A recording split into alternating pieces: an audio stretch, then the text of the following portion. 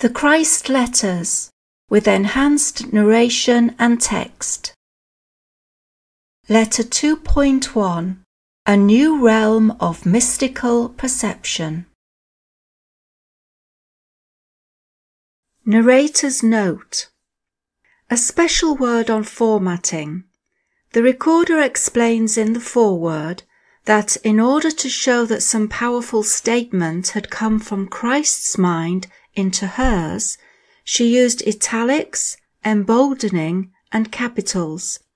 Some may find this unconventional formatting interferes with the flow of reading. And this was actually the intention, because these letters are not meant to be read, but pondered. This means you have to stop on the specially formatted words and think about what the words are trying to convey to you.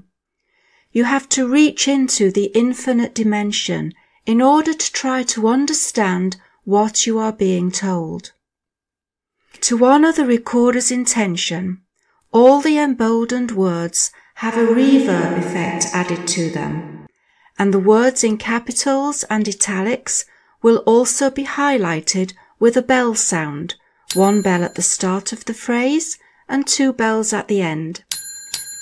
These sound effects will help to harmonize the recording with the text. I am also reading slowly to allow time to ponder the meaning behind the words. I am the Christ. Whilst I operate from the highest realms of divine creative consciousness, my influence encircles your world.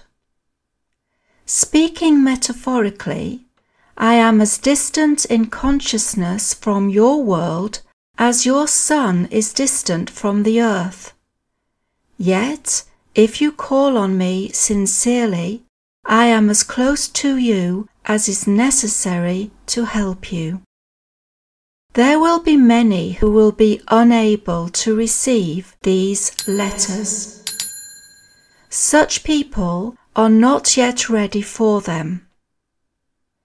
There will be those who will try to stifle their existence, since the teachings will be threatening their livelihood or religion.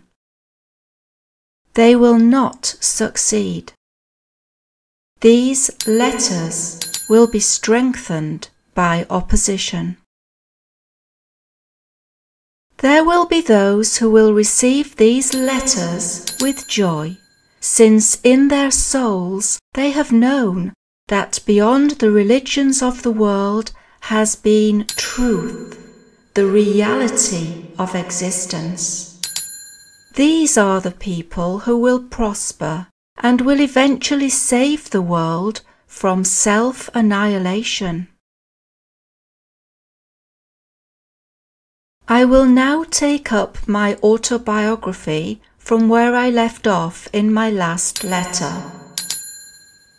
My purpose in giving you some of the biographical details of my entrance into public life as teacher and healer is to bring alive for you my youthful attitudes and behavior, the circumstances of my attaining my own state of spiritualized humanhood. It is important that you should be able to visualize Palestine as it was when I was on earth, and clearly see the inner conflicts which my teachings aroused in the people indoctrinated in the Jewish beliefs and traditional rites.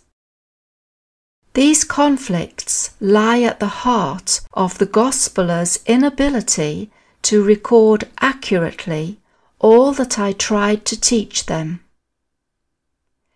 In the Gospels are frequent references to my parables describing the reality of the kingdom of heaven or kingdom of God, whichever term the Gospelers used. But nowhere has any attempt been made to reach into the words themselves, explore the figures of speech, or lift out the spiritual meaning of the kingdom of God or the kingdom of heaven.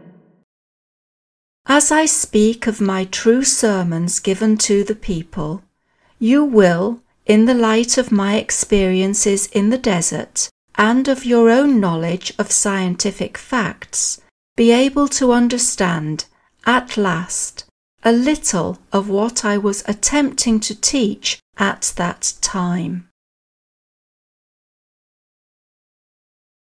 Since I was largely unsuccessful, it is imperative another attempt should be made to do so at the beginning of this age, this millennium, since it is on my privileged highest spiritual knowledge and insight that the next age will be founded and developed.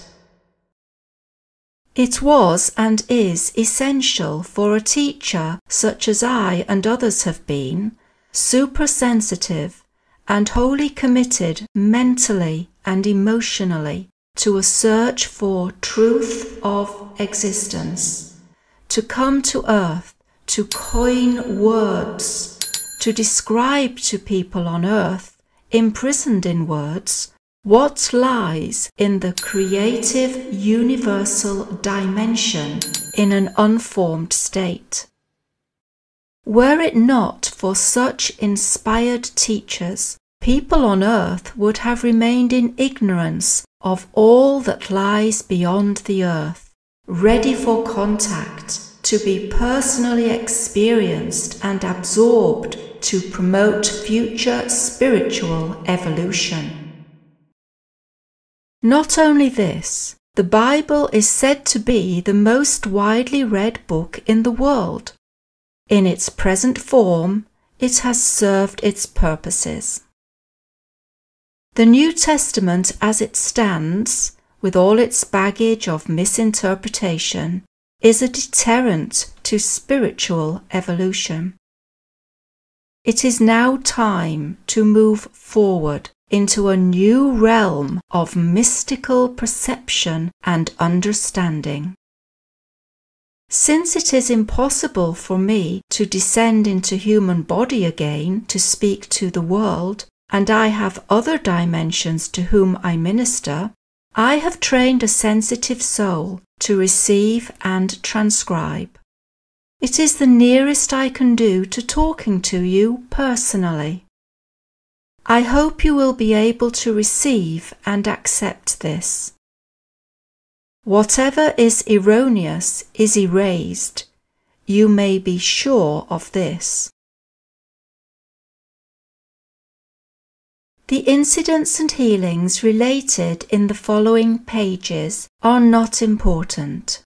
They happened, but they are given only to enable you to understand their true spiritual significance.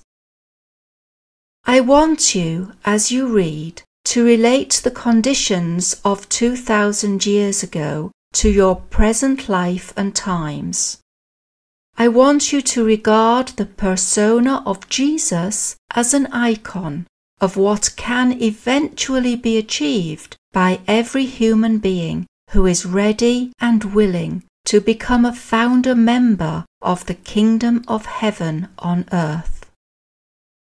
Although people of your present world are what you call sophisticated, big-headed in their modern knowledge and learning, versed in contemporary manners and in new ways of relating one to another, basically, the people all those years ago were the same as yourselves. They were controlled and motivated entirely by their twin impulses of bonding rejection, desires repulsions, even as you are. They loved, hated, criticized, condemned, slandered and gossiped, possessed ambitions to rise to the top of society, despised those who were failures in life, secretly slept around, as you call it, and taunted those who were different in any way to themselves.